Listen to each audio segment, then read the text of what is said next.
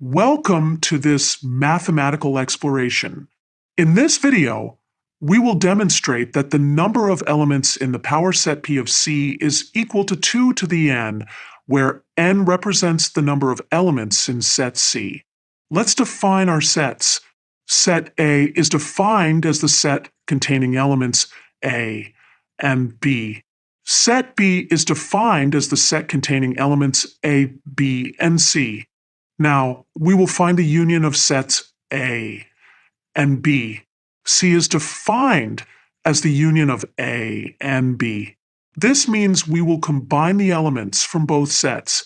After combining and removing duplicates, we get C equals the set containing A, B, and C.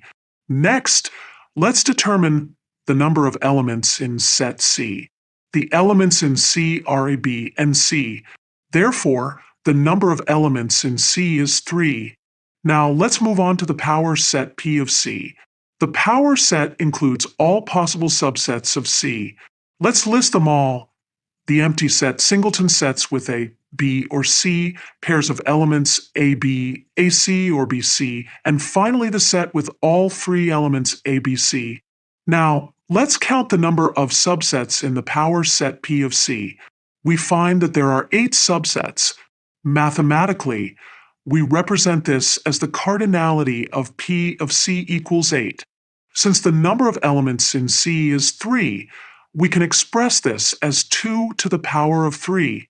Thus, the cardinality of P of C equals 2 to the third power equals 8. In general, if n is the number of elements in set C, then the number of elements in the power set P of C can be represented as 2 to the n. Therefore, we conclude that if C has n elements, then P of C contains 2 to the n elements. Thank you for watching.